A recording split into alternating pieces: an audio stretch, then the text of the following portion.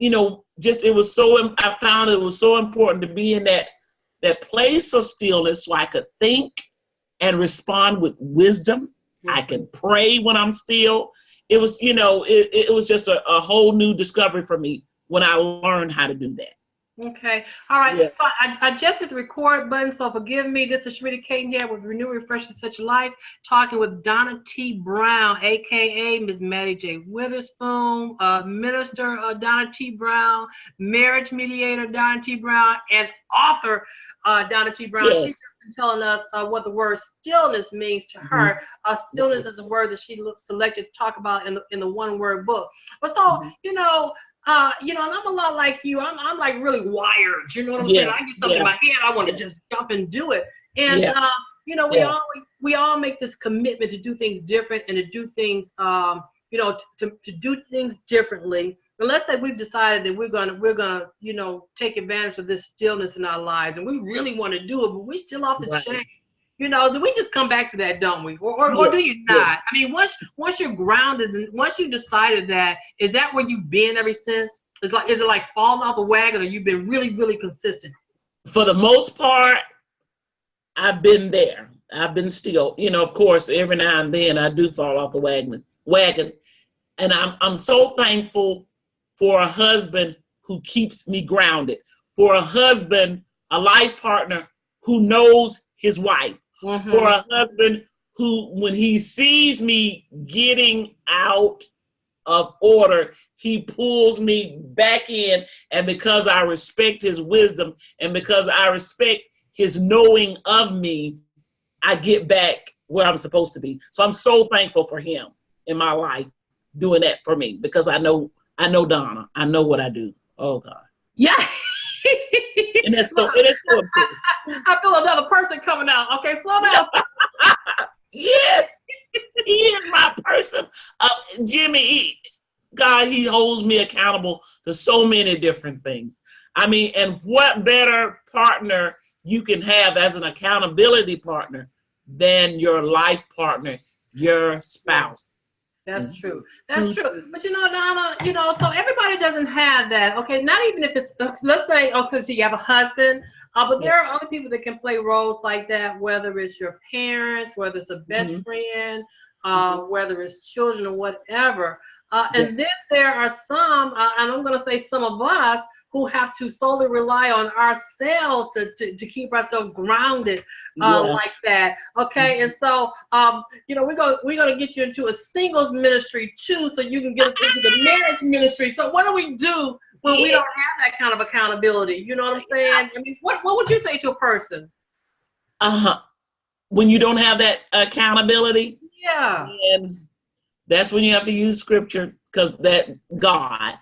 That's who you got to report. I mean, that's who we're supposed to report to anyway. That's who we're supposed to keep us. But God, I mean, firsthand, checking in with him, and then having that correct alignment with him. So when you check in, you also hear from him. Because a lot of times we check in and we just check in, tell him what we want him to know, but don't be still and listen. His plan is for our lives. So you right then, this puts you in a place which is even better. Of course, it's better. I mean, I check in with God, but when you're single, you ain't got nobody else to rely on but him. And that's right. That's right. And it's funny that you should say they're talking about checking in with God. I was at a author expo a couple of weeks ago, and there's a minister who had written this book about how to pray.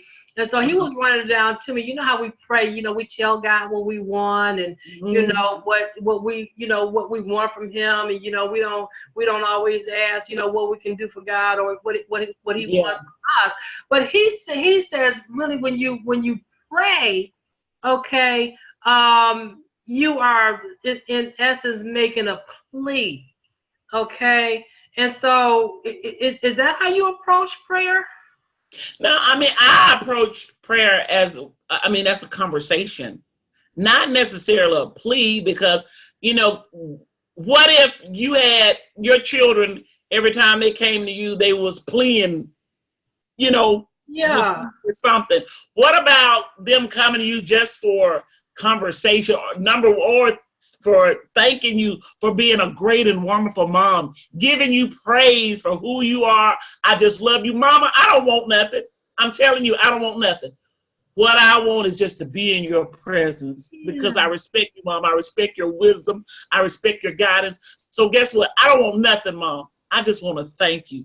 So I don't see it. I mean, of course, you can do some asking, we're supposed to, but I see it as that opportunity to spend time with my Creator, to actually be in his presence, glean from his presence, and then him share with me what he needs for me to do for this particular day.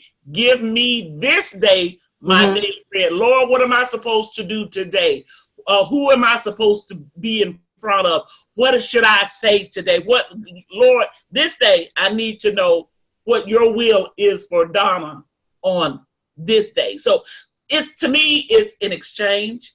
It's a conversation I give to him. He gives me, or I just sit there and just like, Lord, just shower whatever you got for me. Just shower it on me today. Let me just whisper to me, So not necessarily a plea, although we do that. Right. But it's just an opportunity that we should really take advantage of to just be in his presence. Okay. So, because I'm going to have him on probably in 3 weeks to talk about that book. And when he was talking, it made sense with what he was saying. Because when I saw that book, it was based, I think, title is How to Pray. And I was saying how I've always had a problem with praying. I don't really know how to pray. You know what I'm saying? I don't really know how to pray. So we make it complicated. That's when he went to that. But see, I'm like you, and I'm still like you. So where I've been taught, that we pray and we praise God is not necessarily about us going to, because people go prayer now. They got requests. They got requests. Do this for me, God. Do this for me. And so they leave out the praise part. So, not to go way off into that, but you were just talking about prayer. And so I thought I would ask you about that. But it is a conversation. It is a conversation when I have them on. But I want to back up for a minute because we haven't talked in a really long time. So I want to start, number one, with when you turned in your resignation on your job to pursue this life that you're longing to live as a comedian. February 8th, 2018 was the day that I walked off my job. Of course, God does allow you, he gives you this knowing. You don't know when, but you have a knowing. That's what I call a knowing on the inside that something is about to happen. That was the same knowing that I had that I was going to actually get that job. Okay. Yeah. It was just, it was there. Even though it took me 3 years of driving by my workplace, sticking my hand out and said, Lord, I know that job is for me. I know I'm going to be doing this. I know it, but it took 3 years. Right. Same thing is when my time, I start feeling a prompting. I start feeling that my time was winding down there. The job that I loved, I used to get on Facebook bragging about my job, baby. Because and I still do. My boss was awesome. Oh my God. We had off days like nobody's mama. We had little side benefits. I was off every Friday. I would work 4 days a week. We got bonuses. Our Christmas bonus was 2 weeks off with pay. So it was an awesome job. I prayed to God for that job. But I started feeling uncomfortable. And that's one of the ways God lets us know, okay, your time is just about up here. My season on that job was just about, I just started getting uncomfortable. Then uncomfortability started turning into complete weariness. I just couldn't stand being there anymore. Yeah. So he was showing me. So I've always said, Lord, whenever it's time for me to leave, let it come through my husband's mouth. Because I know my husband. If I had worded him enough, he would have said, okay, Donna, just come on off. I didn't want it like that. I wanted him to hear from God and we'd be in perfect agreement about it. And he did. And so that's what happened. That's what happened. Yeah, because Yeah. like had it come from you and strictly your own decision, Yeah. is that because if you made that decision by yourself, it may have been simply out of want? Yes. It'd have been out of my flesh. It would have been out of my flesh. And so we always have to check our flesh. And so I check my flesh with my husband. We're in agreement with things. I mean, sometimes he'll say something, I've been thinking it, and vice versa. And so that's how we check each other. And so I was just praying for him. Lord, let him hear from you. Lord, I get up and pray that prayer every day. Lord, let him hear from you, because I don't want him, out of his love for me, to say, okay, Donna, quit your job, and I'll be out of God's time, and then we just in a whole nother mess. You know what I'm saying? Mm-hmm. But I would pray for him every day. And finally that day came, and he said, okay, all right, you can put your notice in. And so we were in total agreement that, okay, this was the time. After that, it took off. Out of here. It took off.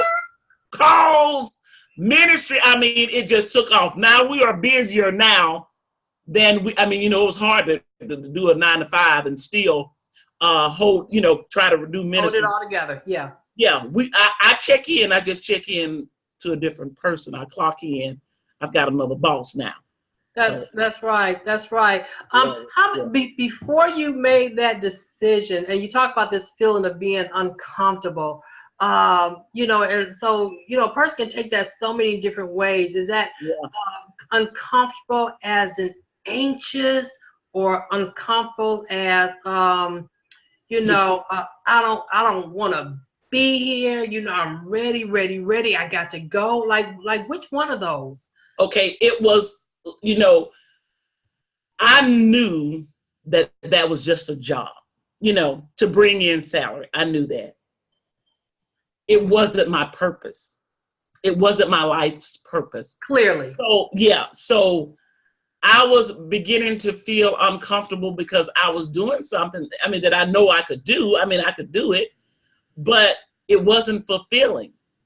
It wasn't fulfilling. I was every day, I prayed, Lord, let me be a blessing. That's number one, what I want to do.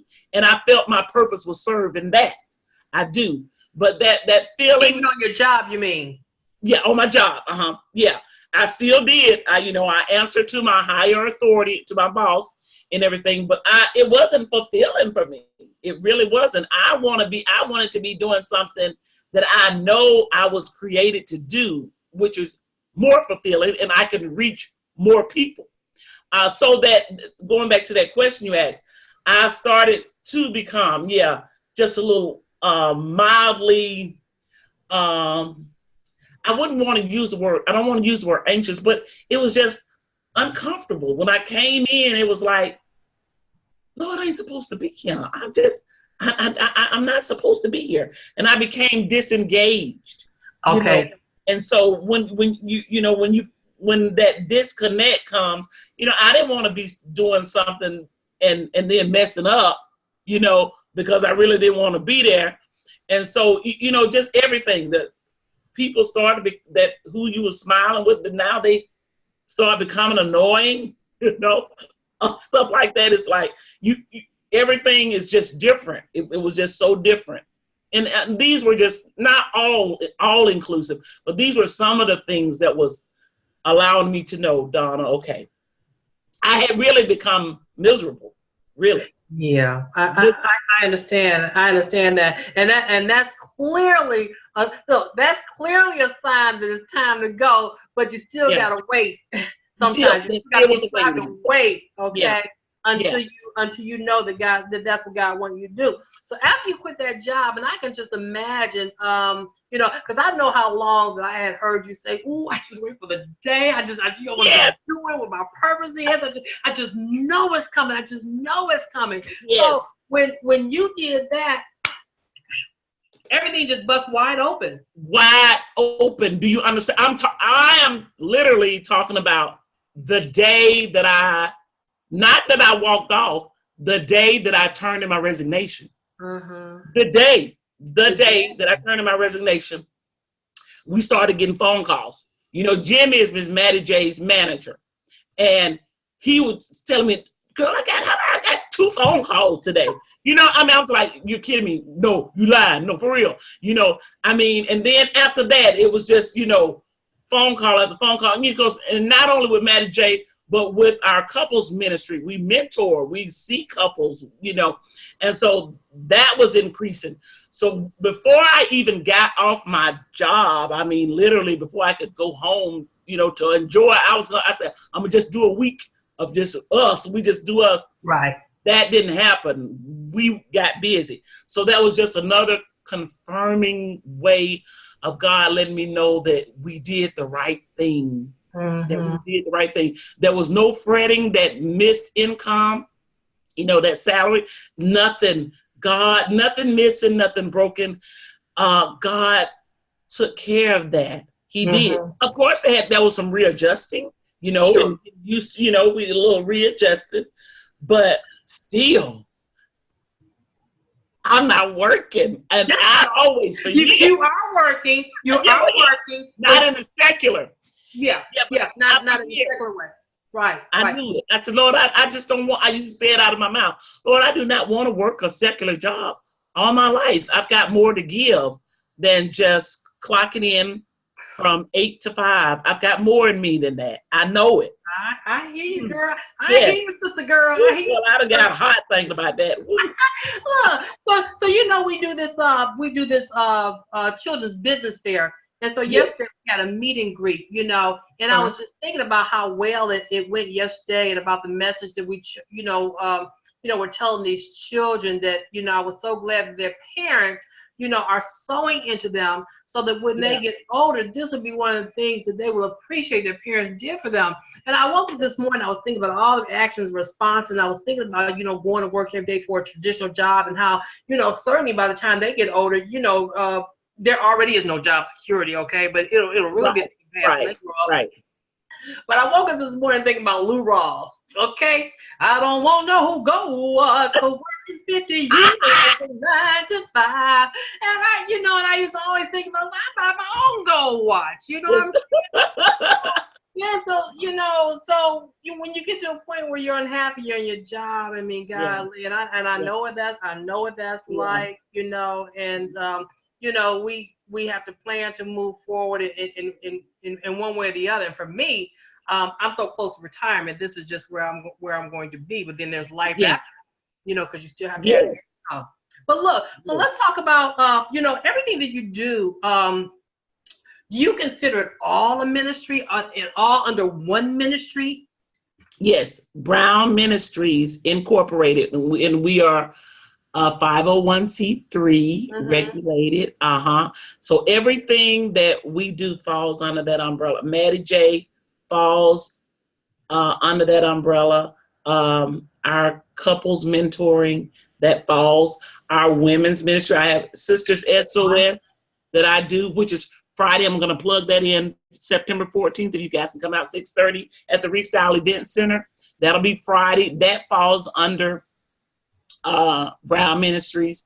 And Jimmy does mentoring with young men. I mean, that is really kind of flourishing too. You know, he'll take them fishing, ball games, and stuff like that. You know, Jim is I mean, he's always done that. So that's a part of Brown Ministries too. And we go out and we speak and we preach and all that. But there's a lot of little different things that we do.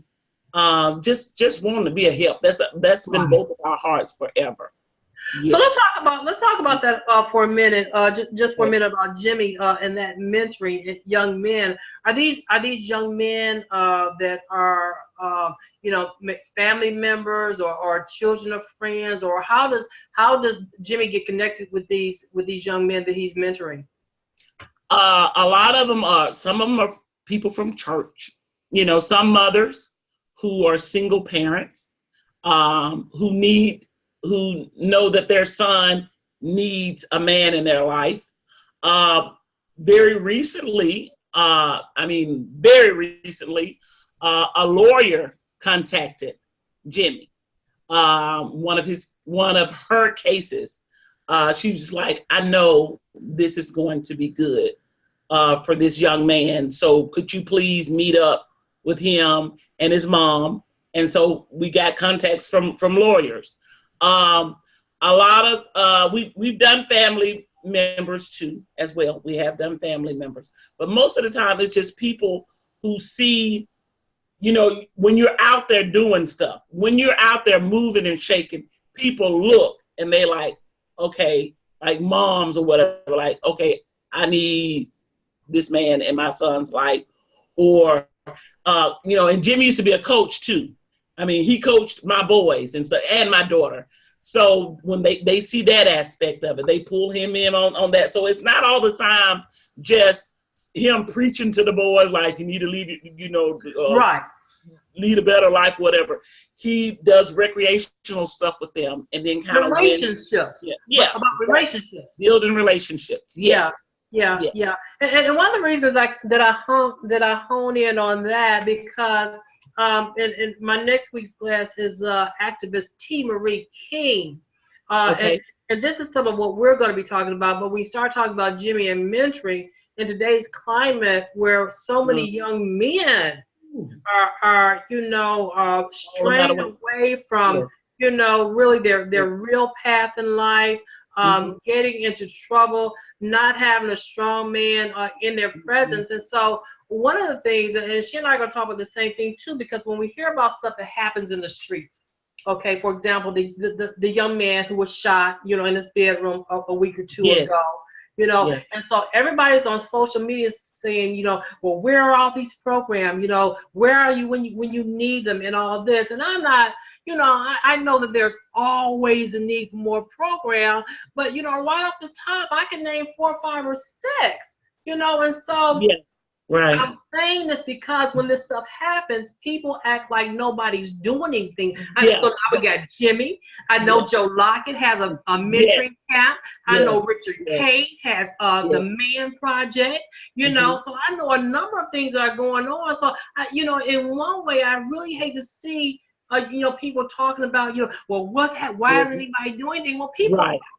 So these people who are, and the other thing I was thinking about today was, well, if they're not doing it, why can't you step up, you know, and do it? So, yeah. So, and that's why I'm wondering, you know, where did Jimmy get these people from? And so people who are saying, you know, why aren't people stepping up? Is because they're not seeking? I'm just asking your opinion. Are they not seeking it out? Because I know. In this metropolitan area, there are some people like Metro Birmingham Children's Business Fair. I know there are people doing stuff. Right. I mean, all of these entities are available. I mean, just today at church, Kim Spates, who has her own ministry, ETO, she just gave us a list of organizations where we can volunteer our services, our mentorship, all of that. It's out there. It's out there. I'd like to get that list. Available. Huh? I'd like to get that list. Okay, yes, I'll give it to you.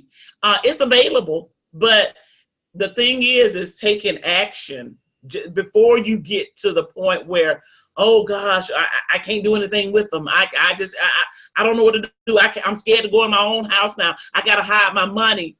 It's there. There are resources available, but you know, for whatever reason, a lot of them are not being utilized. They're not being utilized. They're not being utilized. And because a lot of them, I think, are either you know, people doing it on their own, you know, using their own financing, or whether they're you know, a nonprofit organization. Sometimes it's really trying hard to get that word out on limited resources. So you know, I just felt like when I heard that, I wanted people to at least acknowledge what was available, you know, rather than saying, well, where's everybody? Did you need them? You know, they should be calling out the names of these places that are available at this time.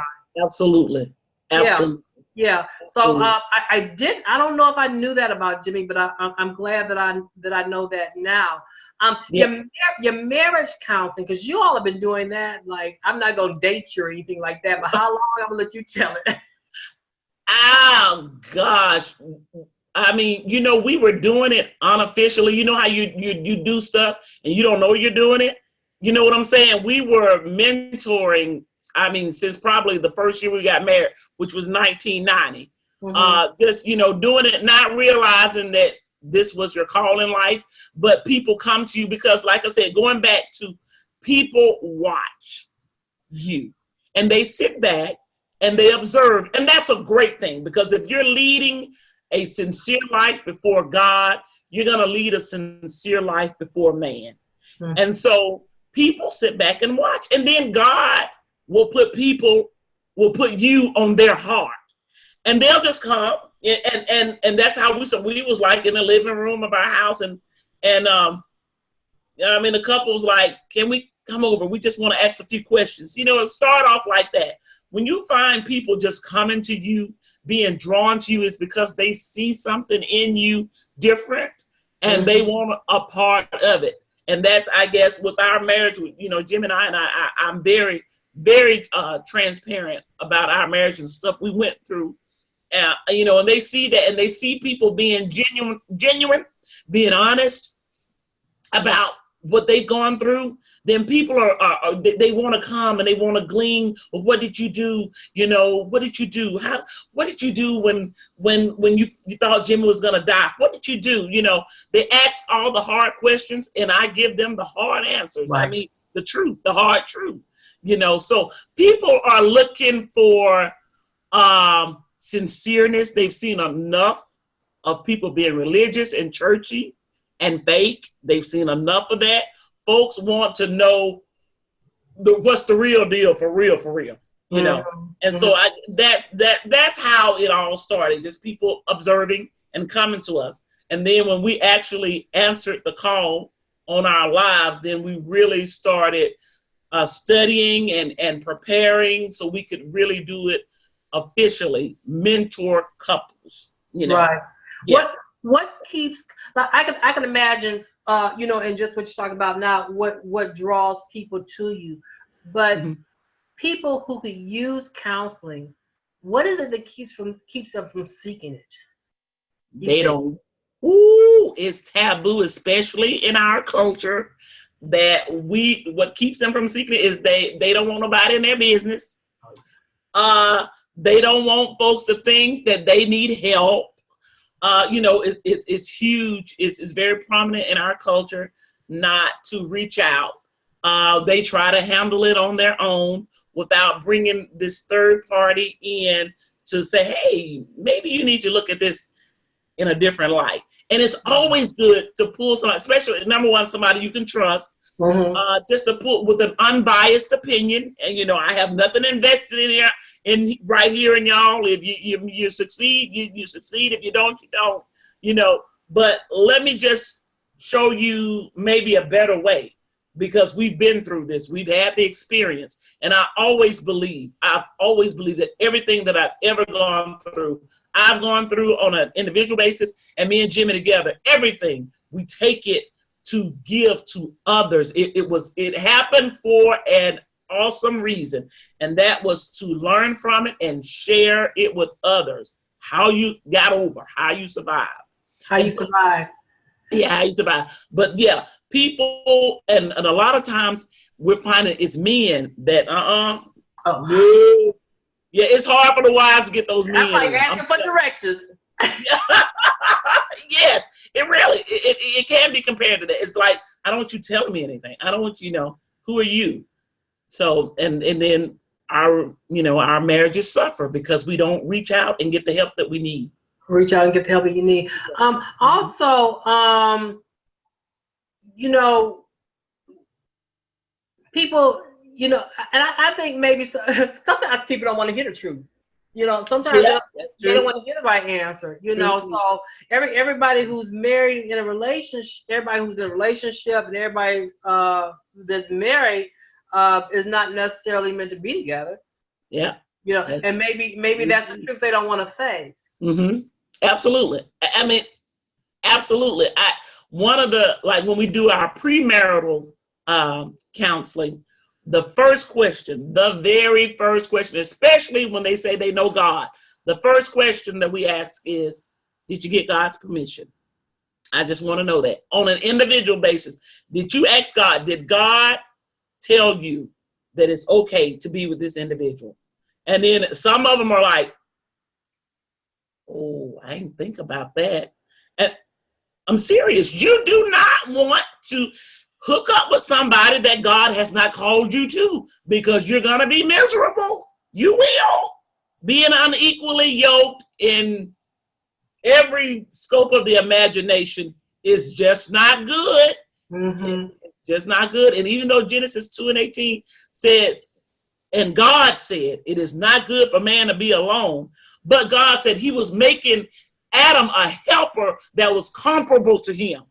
See, we don't look at that. Being comparable to your mate. Just because you male and female, that don't mean you're comparable. Right.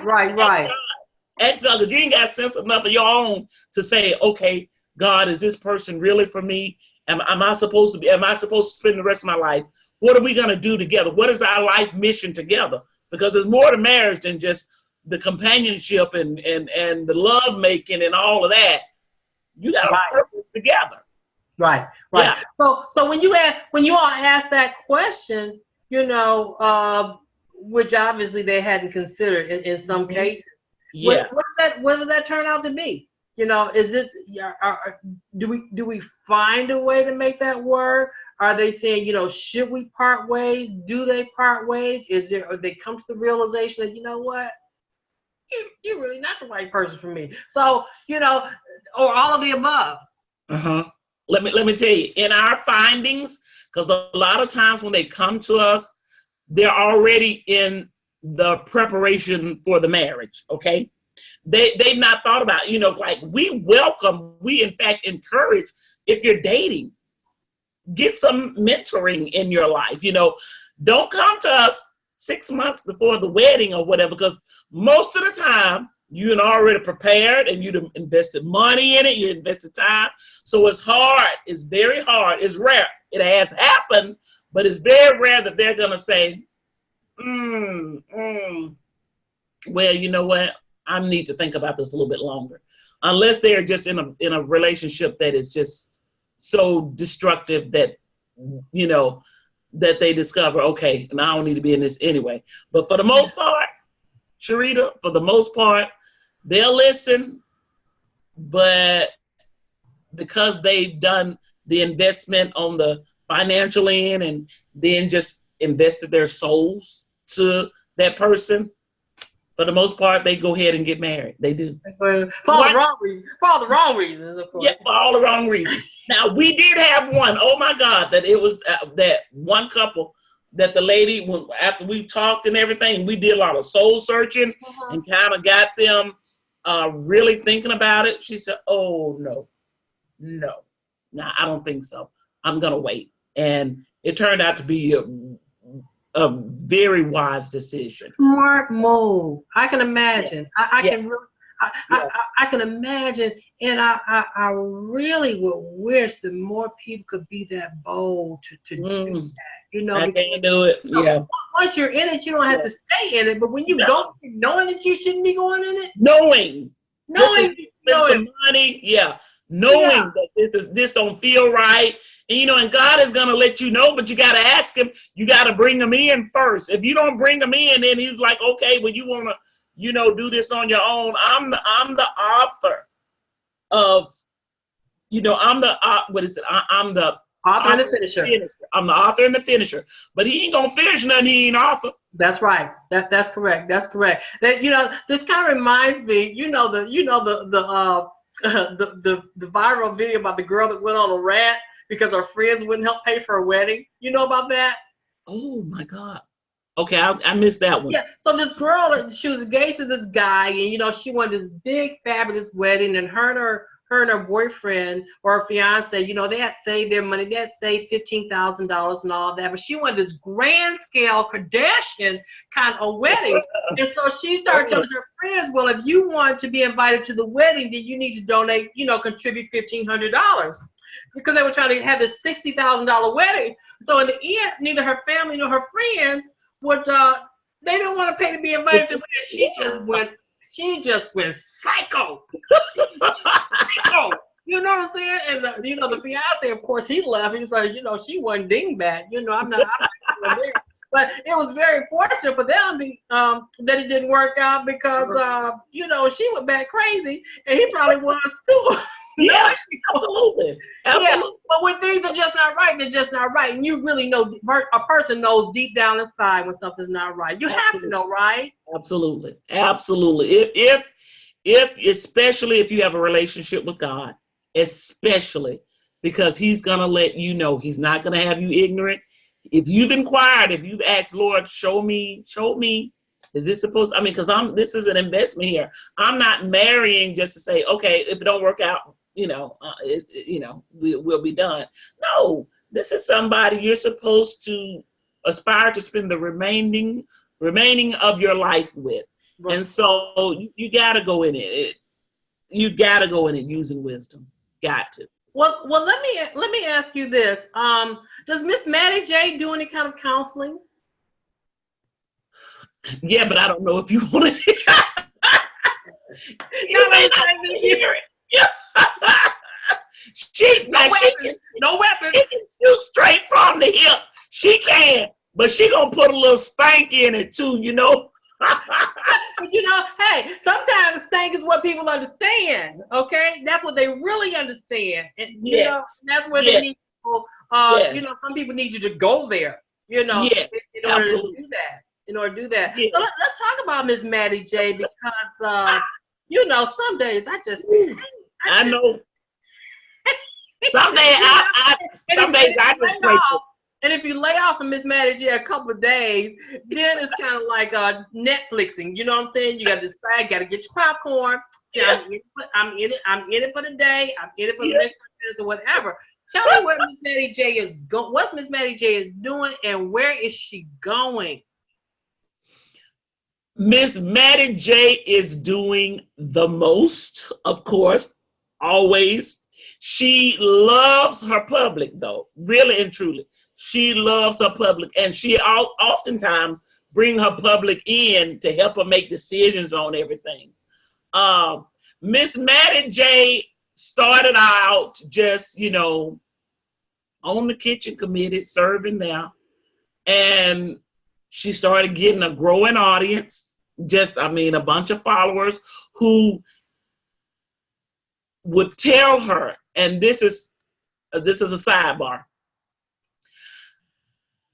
So many people have said Mattie J remind them of some lady, some aunt, some grandmother, or mama, or Madea that they knew back in the day. And it blesses them to watch her because she's forthright, she's honest. She may not always be right, but she's still gonna get it out. Right. She's raw and real because who don't have an auntie who cannot pronounce every word correctly? She's got a husband. Everybody knows somebody like this. She got a husband that they fuss every day. But guess what? You better not mess with him. That's right. You better not touch him. That's right. Mattie J is everybody's mama. And Mattie J is also, for a lot of people, someone that they would like to be because they want to have her boldness and her nerve and how she approaches things. I see you said, where's Mattie J going? And I prophesied to myself. Mattie J is going places. Far beyond her borders does not stop in Birmingham, Alabama, because her followers are all over. All over. And they're engaged and they know so much about Mattie J and her relatives. All of these characters, the public know. They God, your public know. The publics, they know. And so I can't let her die. I can't let her. She has to expand. She has to go out further because too many people are asking for her. Yeah. And she has a lot to give. So you got it just amazes me, Oh, the things that Mattie J talks about. And she could give it to you multiple times a day, and it's always gonna be funny. I mean, slapstick cracking up your side kind of funny. Oh gosh. You know what I'm saying? So, we talked about this, whether it's going to be, the stand-up route, the playwright route, what's that end game for you? I mean, where would you, because I see more of a playwright. I don't see stand-up comedy. I see doing skits. I see maybe even doing plays, your female version of Tyler Perry. What I see. The equivalent of Madea. And I've had a lot of my public say, you and Tyler Perry need to get together. Y'all need to have something. I mean, of course, I would absolutely love to do that. I mean, I would be so frantically honored to do that. But yeah, I'm like you. Even though Mattie J is doing, she goes from church to church. She do events. Pastor's anniversaries, she MCs. I mean, she's doing a whole lot of different things. And stand up is, what she's doing now. But I agree with you. I don't see that as something that's the, end all. That's who she's gonna be entirely. She's got too many facets to her. I see her on a talk show. I see her on a panel, just included in there to be crazy, just for the, the colorized stuff. Right. But I definitely see a bright future for Mattie J, if I have to say so myself. And this reminds me of, do you remember when you asked me what my title was, and I struggled with using the word comedian? Mm-hmm. The title comedian, I just wouldn't use that. I would not use that. And I think it may have had a lot to do with me separating or being embraced by church, because, now church comedy is on the uprise. And I was like, no, I'm a minister, a funny minister. I just struggle with comedian. Right. But then I looked up the word. And then when I looked up the word, bing, like, yeah, Donna, that's who you are. Okay. But we had that conversation, and you was like, why, Donna? I mean, and you really made me think. And I appreciate that, Charita. You really made me think, because I was looking at it from a carnal perspective, Right. I can't have comedian and have minister too. Not that. Comedy is ministry. Yeah. It's ministry. And it is okay to laugh in church. It is. Oh my God, it is. Some of my best. Even when you're not supposed to be laughing in church. Come from church. Look, even when you're not supposed to be laughing in church. Yeah. Yes. Oh yeah. So you just really answered my next question was, how is that working out? And do people sometimes get it all intertwined, not knowing where it separates, or is it clearly defined? And they understand all these roles you play.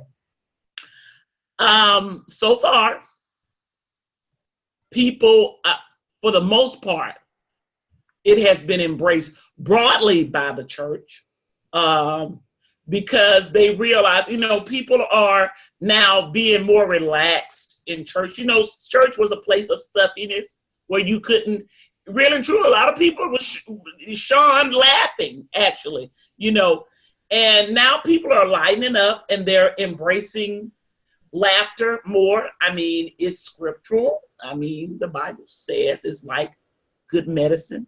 It's right. Good for us. And we need to take several doses a day. And so in that enlightening. That's your job. Yeah, right. Okay. And so with that, and I was like, Lord, okay, I am the dispenser.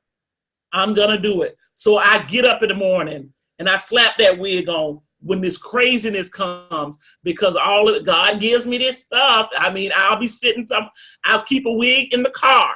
Mm-hmm. Then, you know, when something here, Mattie J, I pull a wig on and just go at it. And it most of the time it's about everyday life. And people are like, yes, oh God, yeah, oh Lord, yeah, you know, and it makes sense. Yeah. And so we can laugh at stuff that we do. Yeah. So when did and I don't know if I knew this or not, when did Mattie J come into play? When was that character created? The character was created, I'll tell you, it debuted November 8th, 2015. Myself and crazy Pastor Lawrence Jackson got together and did a video. This whole skit was Lawrence Jackson's idea. It was the Kitchen Committee, which has gotten over 11 million views on Facebook. Okay, 11 million. He came up, he told me, he said, Donna, I got this video I want to do. He said, I want to just really just shed light on what the Kitchen Committee does. And it resonated with everybody, because everybody that goes to church knows the Kitchen Committee hides food, the best food, and sometimes take it home, you know. And so he did that. He did that. He said, I want you to be, the mean lady. And I said out of my mouth, I said, Miss Mattie. And that's when it started. When we did that video. And the video, it is on Facebook. If anybody wants to, you know where it is. It surfaces every now and then, but it's up to 11 million views. How do you find it? What's the name of that video? How would they find it? What would they do to search the Kitchen Committee? It's also on YouTube. Just look up the Kitchen Committee or look up Lawrence Jackson. It's on YouTube under that, the Kitchen Committee. Okay. Ooh, girl, boy, we read those comments until they got so large that we couldn't. Yeah, just stop. Oh my God, what people were saying. I mean, they was just having these long dialogues about the Miss Matties in their church, because hey, it happens. It happens. It happens all the time. It happens all the time. Yeah. Well, one of the reasons I asked you about when it started, because this is entertainment, okay? Comedians are entertainers. Yes. Okay. So now you got two handles there. You're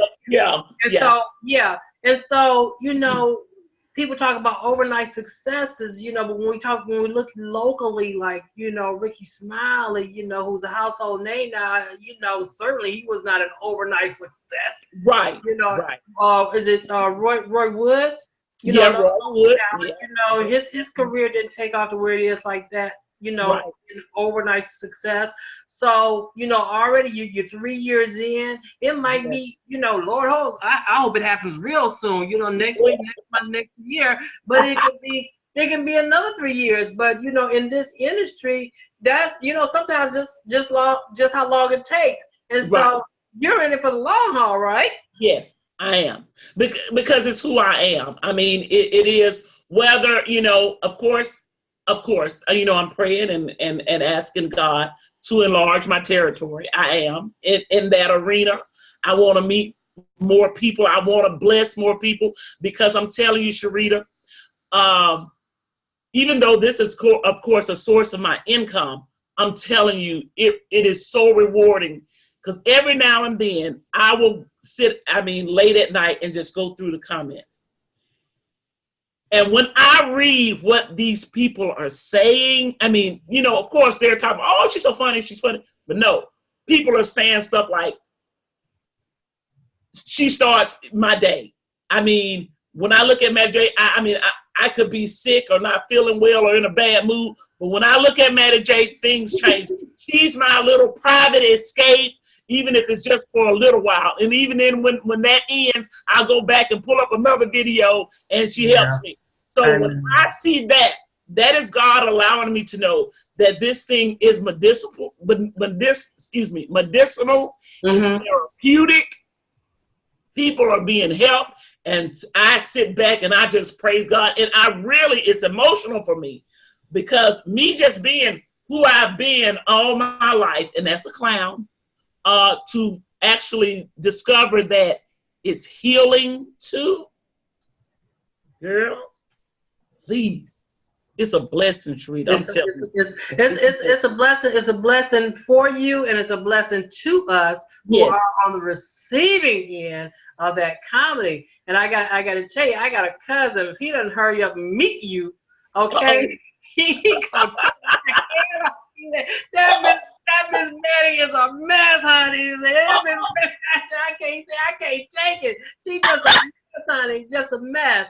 You know. Wow. So, you know, I'm gonna surprise him one day, and when you're doing something, you know, one evening, I'm just gonna get him in the car, and we're gonna see Miss Mattie, honey, and wow, are you serious? It probably will make his life. Okay, it will probably make his life. Is he one of my public? Oh yeah, he one of your public. What's his name? He's more of a lurker. Okay. Okay, I got you. Yeah. I got you. And you know what? You know, let me tell you, I want to just put a plug in about lurkers. You know, a lot of people become offended when, you know, people just come on my page, they look and they don't like or nothing. Listen, this is my take on that. You don't have to like it. You ain't even got to say anything. Long as I know that you saw it. That's it. When I watch the views, that's what blesses me. You don't have to like people. Everybody on Facebook don't have to comment. I'm cool with that. You know what I'm saying? Everybody ain't got to say. I could be in grocery stores now. Now, Jimmy and I went. Hey, you Herman. Jimmy went to a ball game. He said about 10 people. You Herman, ain't you? You know what I'm saying? And they're not even on Facebook, but they heard about it. And that blesses me. I don't care. You ain't got to like, you ain't got to comment. As long as you're receiving what you need, oh, man, that's the blessing, Charita. That's the blessing for me. I believe it. You know, I believe it. I appreciate the comments I do. God knows I do, because it lets me know, it's allowing me to know that I'm doing my job. But when people come up to me that I didn't even know they was on Facebook, but they said, girl, me and my husband, you are our new Netflix. I'm like, okay, yes. We got enough material. Yeah, you got enough material for people to binge on. I mean, seriously. Yeah, I get that too. That too. You do. Binge watch, yes. So let me, you know, we're gonna wind it down for a little bit here, but I want to talk about just a few more things. I know you do. Okay. You've written some songs, or at least one that Carl Lewis sang. Okay, is that in your repertoire to do more? I know you've talked about, you know, you want to do more writing as in a play. Has that started? At one time, you were talking with people about being in a play, and are you pursuing any of those avenues? Okay, it's funny that you said I was contacted a few weeks ago. Someone saw me doing the Plus pageant, and she's a playwright, and I'm not going to release her name right now because, you know, we're just talking right now. And she's invited me to one of her play rehearsals, which is next week. So I'm just going to see, you know, how that goes. Also, last night I did a show in Jasper, and a comedian invited me to, he said he wanted me to start hosting some of his shows. And with everything, even though, of course, initially you're honored, oh, I thank you for that, but I don't do nothing without praying first. So, you know, it's just that nothing is solid right now but Mattie J. But as far as connecting with someone else, you know, we're just prayerfully approaching that. Because everything is not always good for you. Absolutely. Just somebody wants to connect with you. Absolutely. Okay. Just like in marriage, when people are not equally yoked, people who come with you, these things, they want to connect with you. They don't want to ride on your back and not bring anything to the game. Okay. So, you know, you definitely have to do that. You definitely have to do that. Yes. Now, with the song with Carl, and I hate that he wasn't able to be in with us. You know, we wrote those songs 3-4 years ago. Nevertheless was one of the songs, and it's a actual couple song about this man who actually committed adultery, and he wants to get back with his wife, and he's pleading with her. It's an absolutely beautiful ballad. It is. I say, but God wrote it. I didn't. I don't know if I know that one. I know the one. I know the other one. I don't know. Mind Traffic. Oh yeah, that's about depression and everything. But nevertheless, I'm gonna send you that link because that song was, I mean, Carl Lewis really sang that song with such power and such passion, but it's something that goes on every day, you know, infidelity, and this man is really wanting to get back with his wife and show her that he can be a better man. So nevertheless, that's the name of the song. Very but good. Mind Traffic is okay. That's more global, and it affects. It's about depression. It's about. I've been there. So I personally know that story. You know, with so many people, you know, leaving this world, that route. Depression, leading to suicide, and you know, trying to recapture your mind, pull it back away from the devil. You know, using it as a personal playfield to demean you, making you feel like you're worthless. To you're telling your own self that you're not worth the time of day. Which to me, in my story, what I believe was the root of my depression, telling me about all the things I didn't deserve in this life. Oh, God. Yeah. Wow. And when I realized that, you know, I literally asked myself that, where you get that from? You know what I'm saying? Where you get that from? I'm like, you know, because nobody was telling me that except me. Right. You know, of course, the devil. But I didn't get it from any outside source, and that was life changing for me. Yeah. You know, that was life changing for me. On the playwriting front, is there anything there? No, I've not been led. Not to say that wouldn't happen, but I've not been led to write a play. Not now. I wouldn't say that's something that's on my itinerary just yet. But I will say this.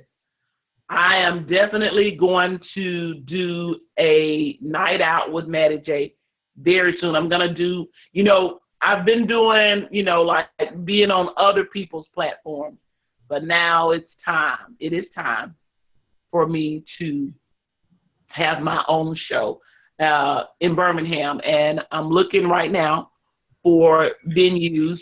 I've had people from other states of, when are you coming? Like, I said, like, y'all talking like I'm touring.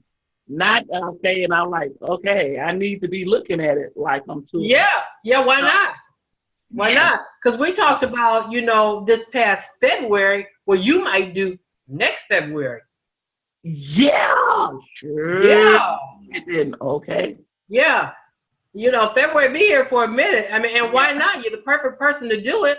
Yeah. Oh, gosh. Yeah. I've got to do that. And, I mean, that's right there in your wheelhouse. That's what you do. Yeah. That's what you do. Yeah.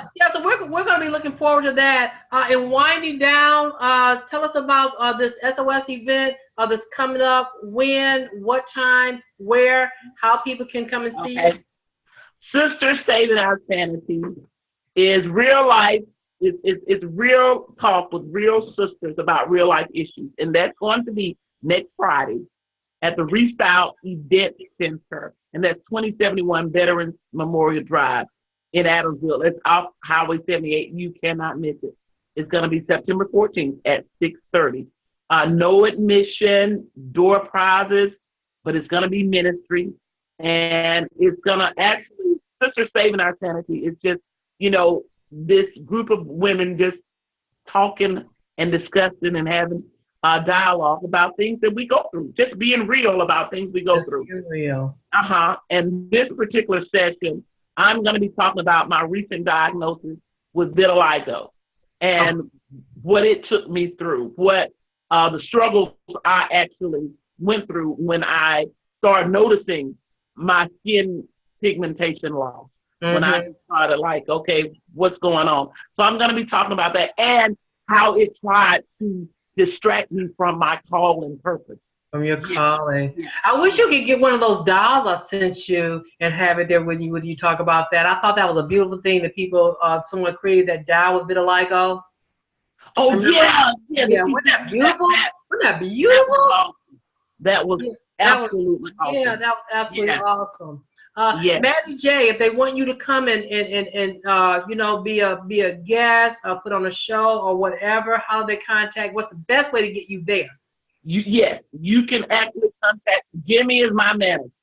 He handles everything. If you want to contact me through Facebook, Mattie J has her own page, and it's simply Mattie J.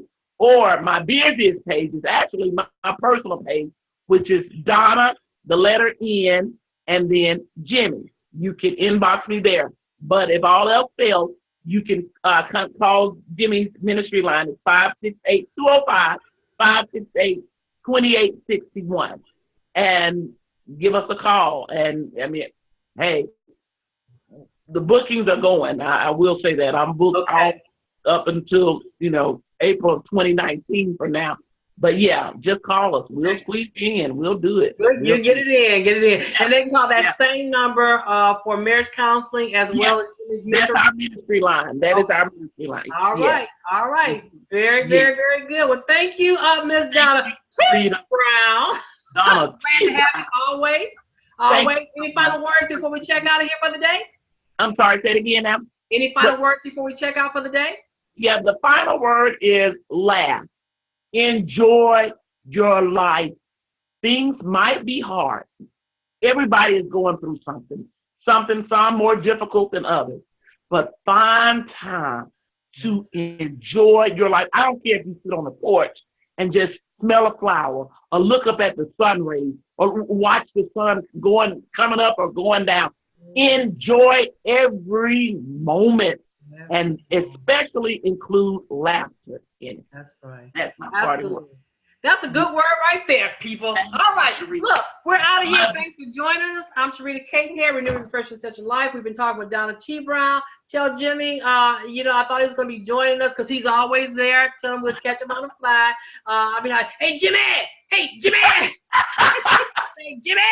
All right, Donna T. Have a great day. For those of you that joined us, and we appreciate you showing up. Have a good day. You too. Love you. All right, love you too. Okay. All right. Bye-bye. Bye-bye. See if I can stop the video. Oh, I got an end meeting. And